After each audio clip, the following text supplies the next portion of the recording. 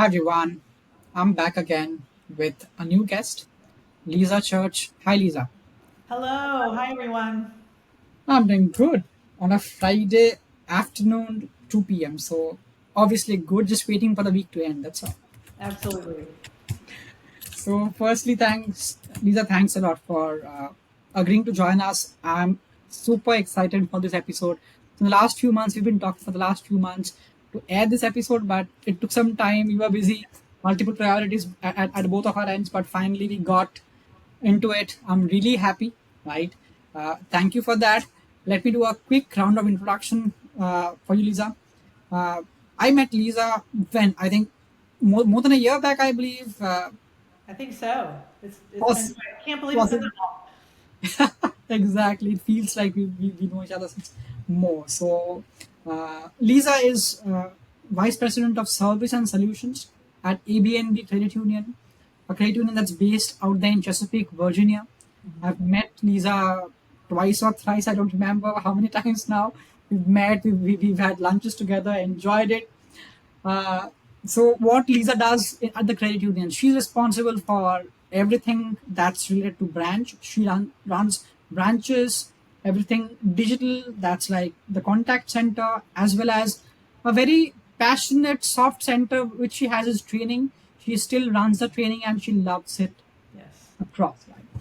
Uh, she has around what 20 plus years of experience almost in the credit union ecosystem, and Yes. altogether I would say close to 3 decades, right? So she's a credit union veteran, a true blood credit union veteran who I would say lives the entire principle throughout, right?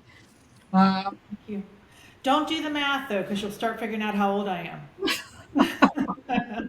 I'm not doing the math. I'm just Okay. trying to introduce you. I mean, people can go to LinkedIn and still figure that out. How old are you? That's an easy thing.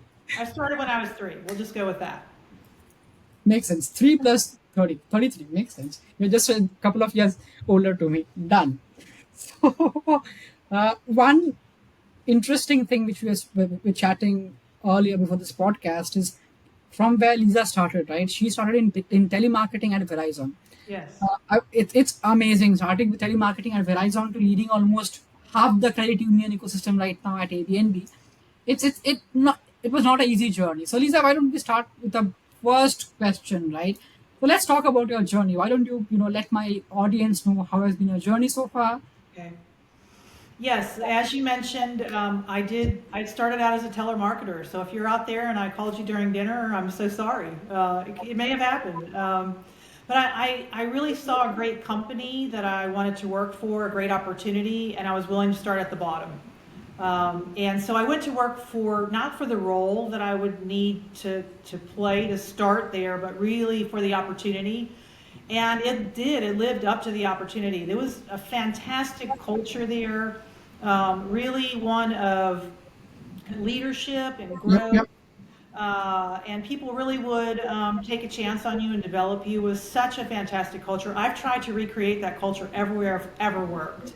So the culture was fantastic. And after about a year and a half of the sales environment, I was able to work in a corporate role. And I started in training. And really, I started there because I volunteered to do some training with my local team. You know, we had like a team of about 10 people. And I volunteered to do some training. And literally, it took off from there. Even my corporate role happened because there was some layoffs, and I volunteered to do some things that there was no one to do. Hmm. And when things got back up and running, what do you know? All of a sudden, they gave me the job that I had volunteered to do. Yep, So yep. it was a great start for me. I spent almost 10 years there. I met a fantastic mentor. She took a chance on me. And we still stay in touch today. All these many years later, I still call her with my complex business challenges and we talk it through. And so it was really a great start for me. And an interesting part of my journey. So how did I get from there to credit union? Hmm. Unfortunately, like many corporate folks, I was laid off. Happens a lot. Yes, It's a part of our story. It's a part of our journey. It was a big part of mine. So absolutely. I did consulting. You can maybe relate to that. for a short period of time, but I really missed the teamwork and camaraderie of having a team.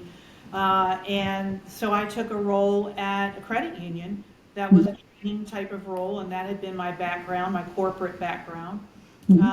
And that's where my credit union journey began. And this is my third credit union now, since I started at in the credit union world. And I fell in love with just the teamwork, the camaraderie, the family feeling.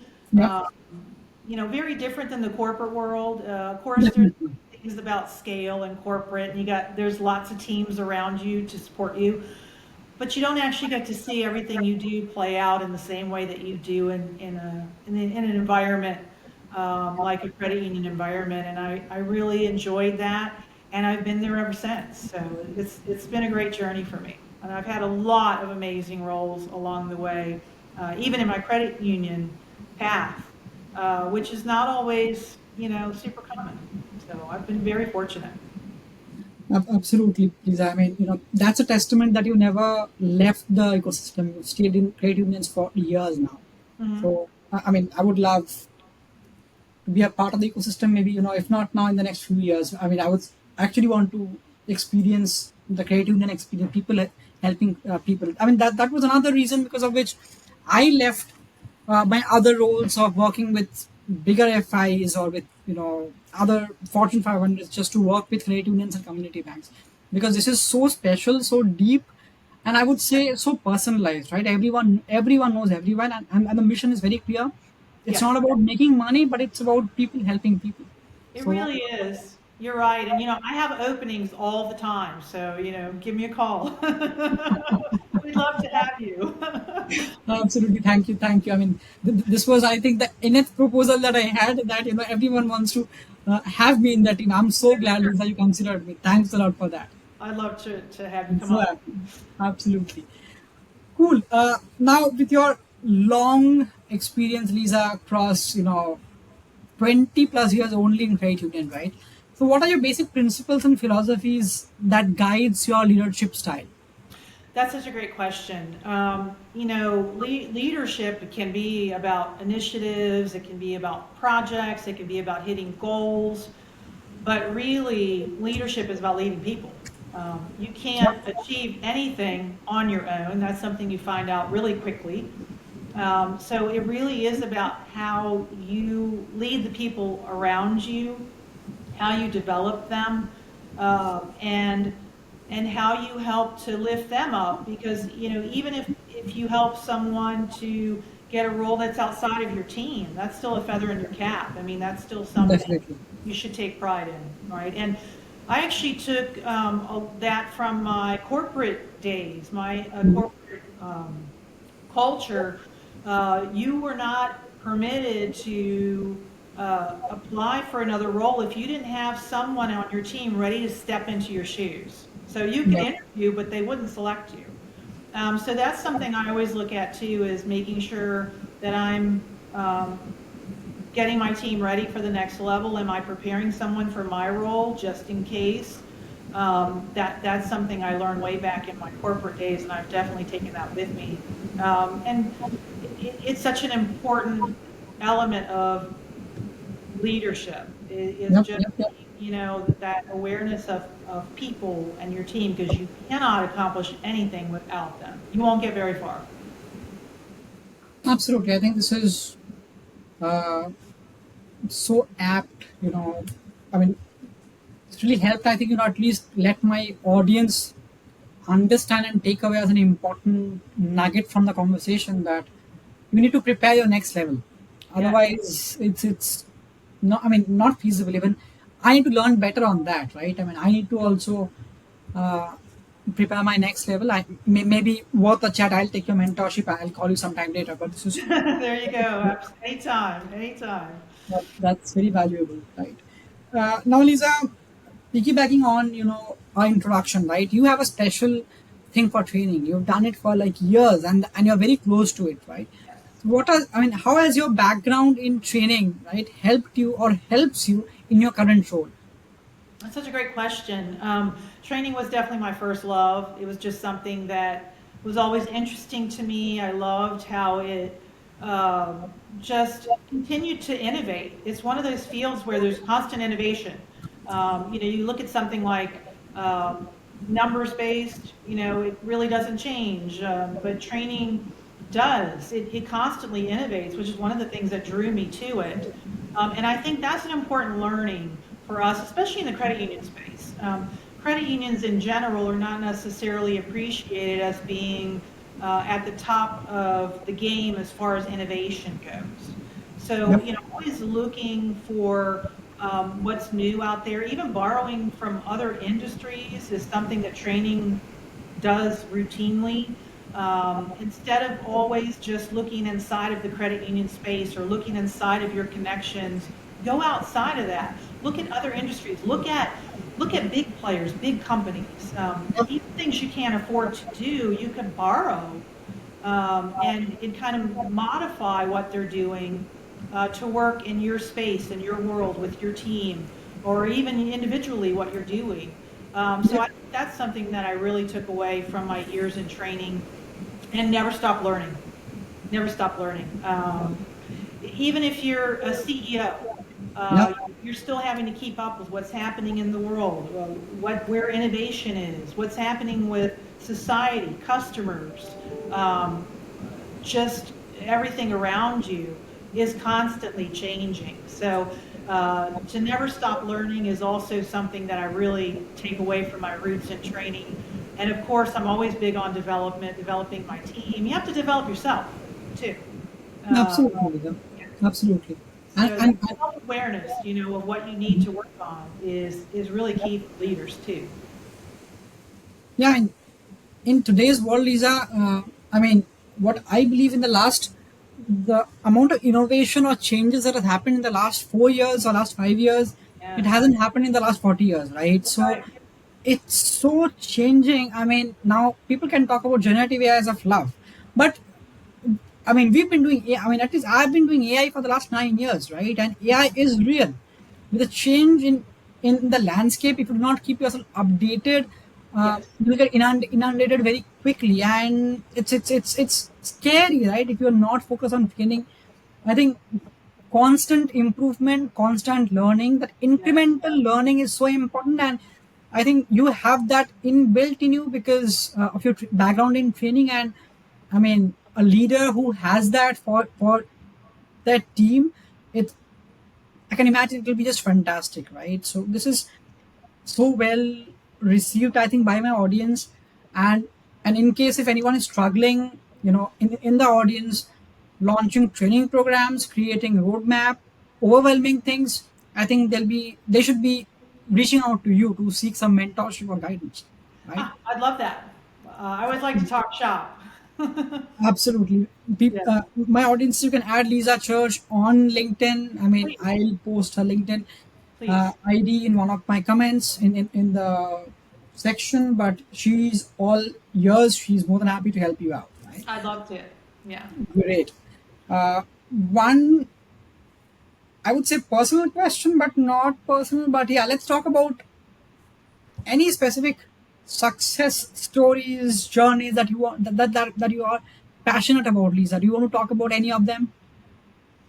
I think we talked a little bit before we got started today about, Absolutely.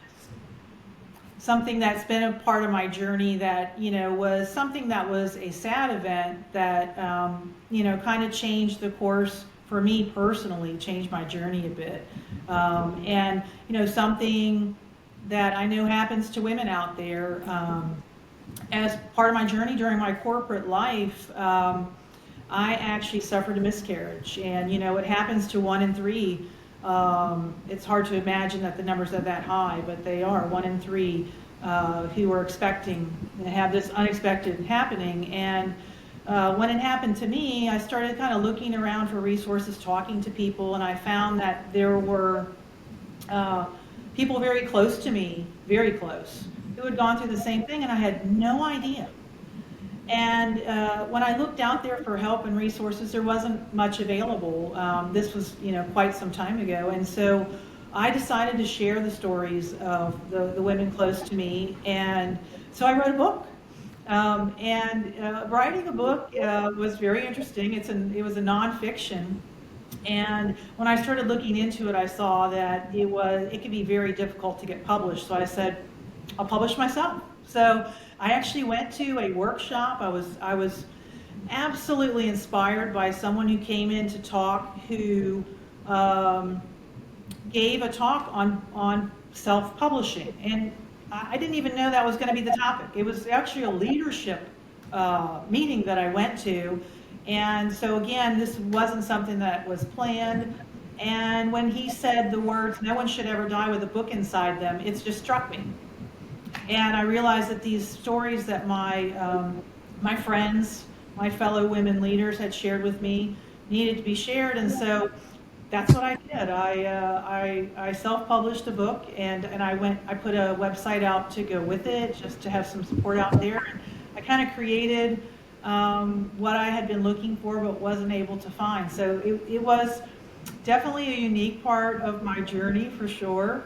Um, and not necessarily a topic that is a popular topic, but certainly one that has happened to many women that I've met, and many more that I've not met.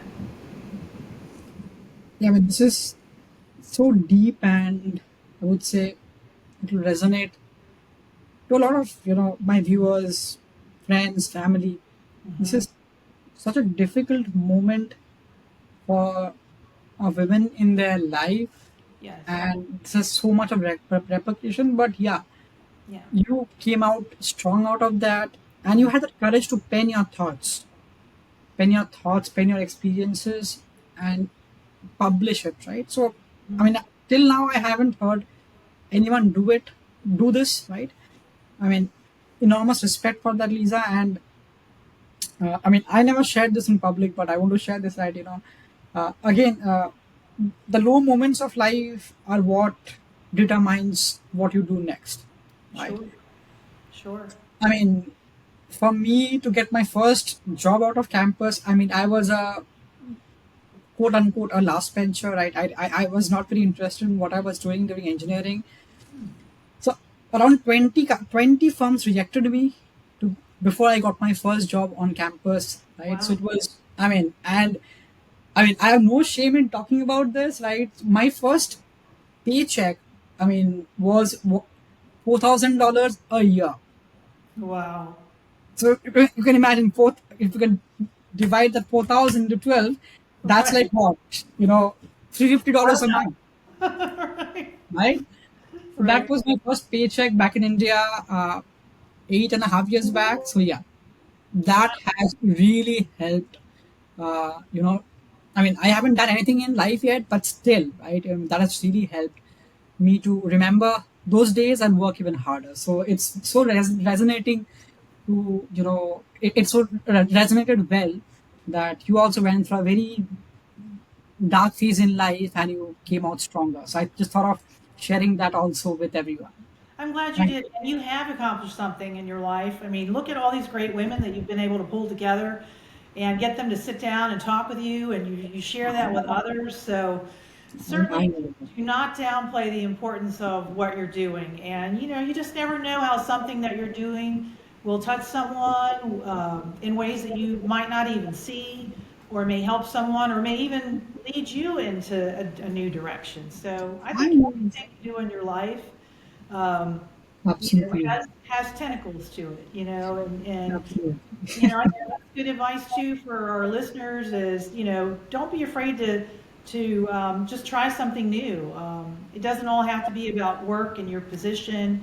Your outside passions can lead you to other things that can help you as well, and help you grow as a person, and just enjoy your life as well. So.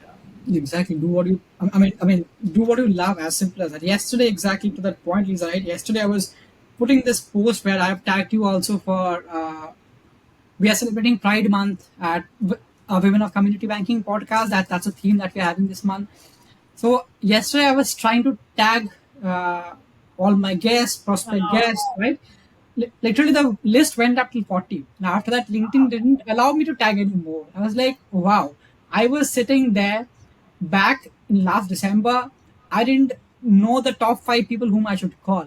Right. And down the line, in 5.5 months, 6 months, I feel literally blessed that 40 women have agreed to be on the podcast, and I've interviewed almost 15 now, right? So it's a personal achievement even for me, Lisa. I mean, thanks a lot for that. Absolutely. See, you've already got a much happier ending to your $4,000 a year story. And I will say that my story, my sad story, had a happy ending as well. I have two beautiful, healthy daughters. So, you never know where your journey's going to take you. Exactly. So I'm so glad, Lisa, that we're talking, and it's so candid, right? So that's the difference of the other podcast is my podcast is just candid. Let's just share about journey. We're just chit chatting. This is not even planned what we'll talk about, right? Right. Cool. Now, in the interest of time, I want to end this podcast with something informative in terms of again going back to the plate ecosystem, right? So, with your, I would say, 2 cents, right? So, what do you think is the movement moving towards the credit union movement moving towards, and what are your top predictions for rest of 2024 and 2025? I think where we're headed now goes so far beyond 2024 and 2025, and it's a great question that we all need to be really giving much thought to because as you mentioned before, the last 4 or 5 years has been nothing but tremendous change. Society has changed.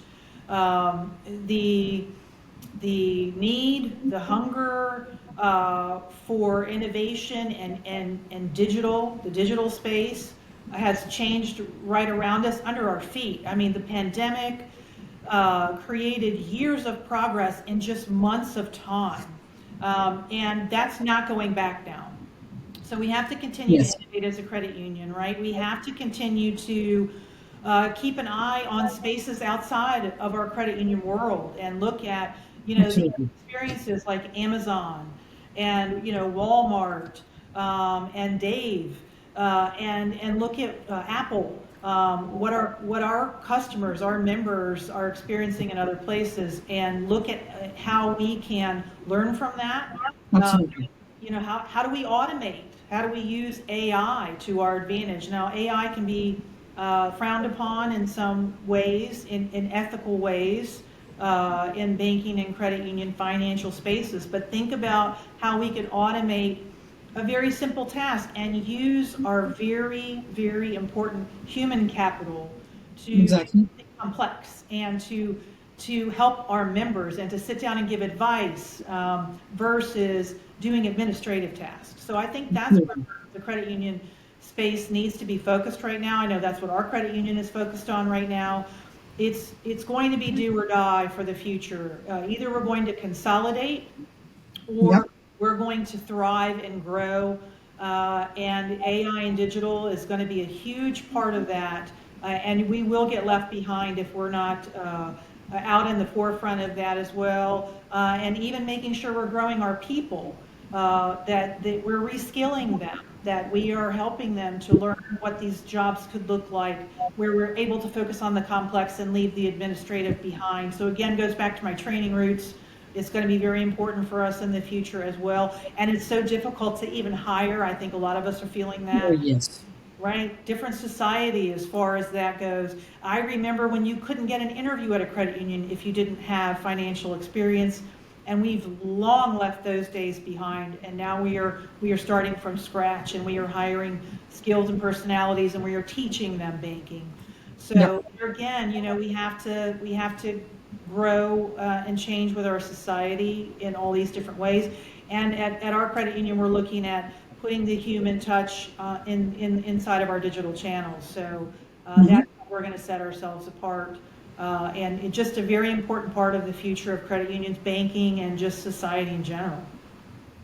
Absolutely. I mean, uh, 2 pointers. One is hiring for the right attitude, for the right passion, not for skill, because you can always go and impart skill. That's not a difficult thing. And second, again, that human experience. I mean, AI, obviously, I mean, I'm a huge proponent of AI. That's what I do for a living, right?